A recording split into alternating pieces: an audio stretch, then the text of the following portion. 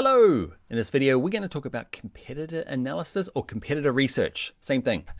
This video here is a little bit more theory-based, okay, before we go and start making a logo. Okay, so less tools based for Canva. So if you're just here for like, show me the tools, Dan, you can skip this video. But if you're kind of new to design or haven't got a lot of structure around your design methodologies, this is a really good one. I find it super helpful for me. So yeah, let's dig in. Hope you find it useful. Well, first up, it's easy. Let's say, we're designing a logo. We need to figure out what the competitors' logos look like. Okay. And then we give it a fancy word called analysis. Okay, and we put it in a little bit of a graph here. And it is simple to do. Like this one here took me, 20 minutes, half an hour. You get good at them. When you're new, they're amazingly helpful for giving you some boundaries for when you're designing a logo, and also giving you some language around why you've picked a logo so that you can talk to your clients about the reasons why we've picked the logo, why we're doing this, not that, why we're using this colors, not this color, why we're using this font, not that font. Otherwise, it's the curse of the designer. It's like, do whatever you want. And you're like, oh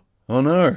It's like the worst instruction ever. It seems like freedom, but it's not. Okay, you're not too sure where to start. So competitor analysis is really good for that. I'm going to show you my process. There's people that do it more in depth. Okay, I like this way. It's the way I use. I find it really good for students as well. Yeah, let's jump into it. Now, competitor analysis is different from a mood board. A mood board is this. Okay, we did this already. This is the kind of feeling, the vibe, the colors, the fonts that you like. Just things that you're enjoying, the client likes, that you think is going to be good for this project. It's kind of like a creative inspiration session. Fun. So competitor analysis is a little bit more analytical. You need to do both. In which order, it doesn't matter. I like to do both at the beginning of a job. I often start with the mood board because I'm excited and these are fun bits, and then competitor analysis is the boring bit, but it gives me a good framework of working with a client. And how do I do it? So basically, you take the brand that you're working on, either your own or in this case, the one you've been given for the course, and you go and find competitors. How do I do it? I go to Google and type in camping shop or tattoo parlor or whatever the thing that you are doing, okay? And often I'll do it close. I live in Limerick, okay? So I'll type in Limerick and I'll go through and just open up all of these tabs. On my Mac, I hold down Command and watch what happens. I go, and it just opens up a new tab, and I just go through and go, boop, boop, and I just keep clicking them, add your own sound effect, okay? On a PC, I imagine it's Control and clicking them, but double check. But open them all up and then just go through and take screenshots. Now, what we're not doing is, remember we did this in Dribbble earlier on, like looking for the coolest looking one? If you type in camping logo in here, it's gonna give you often quite aspirational logos, ones that maybe have been designed, but not actually implemented. And it's kind of very different. We're looking for logos that are on the sides of buildings that companies have actually gathered around and actually done, because we're going to try and position our brand amongst these other logos. That's what's really helpful about competitor analysis. It's kind of like a way of saying, all right, if we want to be in the world, where is everybody else? How do we compare? Do we want to be the same? Do we want to be different? If we want to be different, what is what is out there to be different from? We need to figure that out first. So I go through, and often the logos aren't as fun or exciting, okay, but they're practical, they're being used, and I just go through and I take so many screenshots. The other thing is that I run out of often local shops, okay, so I'll go in and I'll type Amsterdam, London, New York, and open up all the tabs. That's what I've done. All big cities where they've got brands for this particular thing, and take a load of screenshots. Then grab all the screenshots. There's all my screenshots. Okay, work out how to do that on your device. Okay, take all the screenshots, and then I dump them all into Canva like we did before. Okay, and I'll show you my process. I go shadug, okay, and we're just in there, okay, and I just leave them there. I've kept my phases in here, okay. I don't keep them here, I kind of move them around into this space. And this is the most important kind of step. So dump them all in, okay, and then I took a little snapshot of each step that I do, but really I'll only have one in the end. So the next snapshot is to do this. Put a little bar on the top and put simple and radical along the axis, okay. Is it x-axis? It's the y-axis, the axis that goes, the horizontal axis. Do that one. And then all you do is drag them from boring to not, I use radical, often radical gets used, but think unconventional or weird for the industry. Because the thing is, not radical, there's no like universal radical, okay? Radical for that brand, I thought was this. Mainly because it's not quite normal for all these kind of camping stores. They've all got this kind of like, I don't know, Nautic, outdoory kind of, I don't know, simple living kind of vibe going. This one beach bum kind of vibe. So it's radical for this industry. I'll show you another one that I did for a different client. Okay, so the radical on this one, this is for a bike shop. Okay, radical for them was this stuff. Okay, but if I was in, let's say, I don't know, a tattoo parlor, this would not be radical. Or if I was a skateboard shop or a motorsports company, okay, this might not be radical. That might be over here under quite simple, okay, because it's what everyone does. But in terms of a bike shop, it's quite radical, these ones. These ones here, simple. Simple's pretty easy. Like it's the same on both of these ones. Where are we? That is my most simplest one. Was this one here, okay? It was just text. It's using Trajan, okay?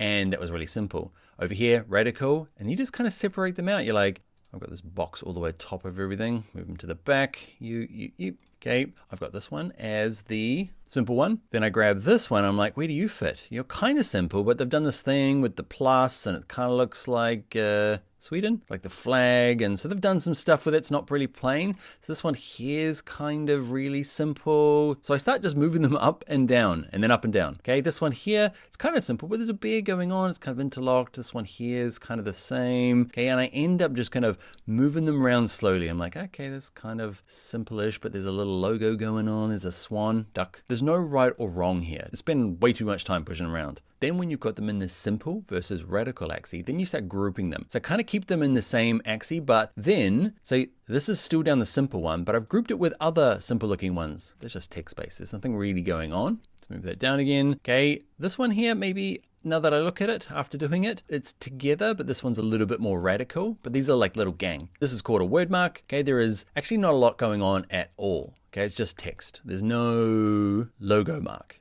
These ones here I've grouped together, okay, because this has the text plus the logo. Okay, so a logo type, okay, bit of text plus a logo. And these are all very common. Look how many there are for this one here. Logo plus text, logo plus text, logo plus text. These kind of all stick together as a gang. But the one on this side, okay, the Cotswold Outdoors, kind of on the left because it's very simple. And on this group here, this one here is a little bit more radical, only a little bit. Okay, these are all quite similar. Now that I'm looking at these, I'm thinking, this one, they're all so similar. So they're all going to kind of stick together. Now down here, I feel like these need to go up a little bit because these ones here, this one's a word mark. Okay, what they've done is it's not just text like this one here. They've gone and done the text and done something with it. Same with this one here. They've kind of like made stylized text. This Kathmandu here is very extreme. And I've kind of grouped them together because they don't fit in with these guys. You don't have to know the names of them yet. Okay, just group them together. And it's kind of part of, I don't know, getting better as a designer is kind of starting to work out. Like this thing here, you either call it an emblem or a badge.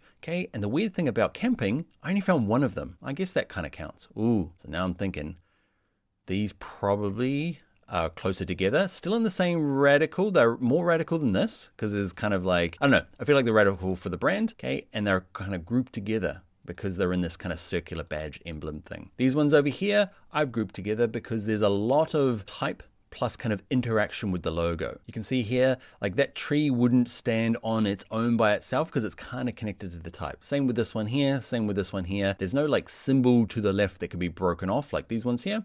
Okay, they're all kind of connected and have to be used together. That's why I grouped those together. I grouped these ones further along radical because I feel like they are, okay? But these have got animals in them, simple one color animals. I grouped those together. This one here was radical, just by himself. He's not up or down, he's just there because he's radical. And this one here had no real buddy as well. And what you'll find is, let's have a look at another one. You can see the big difference here is in this bike one, there's a lot of word marks compared to in here where there's very little word marks. Word mark is just the type by itself, okay, like these guys. For some reason, camping sites like to have a symbol or a logo plus the type, whereas in the bike analysis, there's a lot more just the words, word marks. There are still loads of them. It's funny when you start digging into an industry and you're like, oh, okay, there's a very like similar thing going on. See down here, there's only a couple of badges for this one as well, but these ones were super basic in the simple. There was one more over here, but super radical. These are all word marks, but over here is a very simple word mark, and over here is quite a radical word mark. So I've kind of smeared that group quite far across, whereas this group's a bit more bunched, and these guys are the weird ones. Now, why do we bother with competitor analysis? I just find it really useful for me to be able to get involved in an industry that I might not have worked in before, or at least, even if it's an industry I do know, getting the logos on the page is like amazingly, you're like, look what they all are doing. okay? And it allows you to give yourself sort of a frame to work from. Because what I find really useful is where I'm aiming for is in this kind of like, I don't know, 60%, 70% kind of range. I like building my logos in here. They're progressive in this kind of radical scale without being too radical. So I can kind of start looking at some of these things in here and going, all right, I'm digging this. I'm going to move it over because I like them. To fit into my 60 to 70% range. Okay, I like these ones here. These are fine. Okay, I'd do these if I knew the client was very conservative or they're trying to blend in. Say they're a small shop and they are trying to project sameness, like look at us, we're like the same as everyone else. Then you do this kind of layout. It's what the market knows, it's what our consumers know. So I go in this one. I wouldn't start designing a whole lot of badges. I bet you if you're doing another one, like a coffee shop or a tattoo parlor, I use tattoo parlor a lot. Just trying to think of some of the other ones that are in the random project generator. You might find a lot more badges. So you might find, all right, to fit in, you're going to make a badge. But without this analysis in front of you, it's hard to kind of frame it. The other thing is like, say the client wants to be radical, okay? You don't know what the basic stuff is or the most of the industry is doing. It's kind of in these two groups. So if you are going to be radical, you could do it over here in the emblem badge space or in the weird beach bum kind of hand-drawn sketchy look. You get the idea? All right, they do, Dan. The other thing is that you can keep this to yourself or work with the client on it. I find it's quite a good, one of the first couple of meetings is to bring a committed analysis. It shows that you know what you're doing, okay? Even though you might be new, but also gives you a chance to kind of explain where you're going to kind of design for is like, all right, are we looking to kind of be part of this kind of existing industry? So we're going to stick to this group here. If the client really likes this kind of word mark here, kind of altered text, kind of simple one, it allows them to point at it and go, I like that. I don't like this. I don't like this. I don't like that. And it kind of gives you a sense of like where they're liking, where they're kind of feeling before you go off and design a logo. We're going to use this a bit in the next few videos. It's going to help us pick fonts and colors and all sorts of other good stuff. So it is super useful for other things as well. That is it. That was a long spiel about competitor analysis. I really like this stuff. It really helps me as a designer, both in logo design and all sorts of design, kind of just seeing where the competition is and where I might sit. All right, that is it. I will see you in the next video.